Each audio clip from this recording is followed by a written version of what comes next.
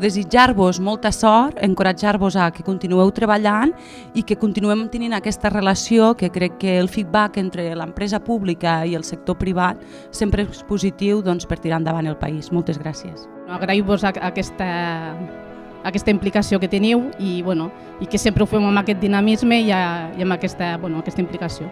I res més. Felicitar-vos, que per molts anys continueu treballant d'aquesta manera i que tingueu molts èxits. Jo penso els de Comsa primer perquè són bons, tècnicament són bons i per tant no tenen res que envejar a ningú, saben el que fan, són propers i tercera, són bona gent. I això, espero que continueu endavant amb aquestes ganes, fent bé les coses. Espero que continuem amb aquesta bona relació que sempre hi ha hagut i que tingueu molt èxit i que compteu amb mi personalment i amb la universitat quan us faci falta alguna cosa. Moltes gràcies i endavant.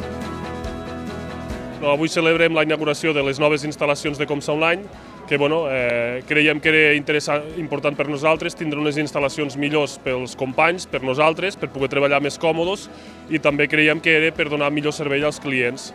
I no hem anat gaire lluny d'on estàvem al carrer Barcelona número 78 i ens hem mogut al carrer Barcelona 59 amb unes instal·lacions totalment noves i on esperem això, precisament, poder donar millors serveis als clients i estar molt més còmodes tots els companys i treballadors. Actualment tenim 440 metres quadrats, són dos locals partits com si fos una U i bàsicament els tenim separats pel departament de programació i el que se'n diu botiga, tallers i magatzem.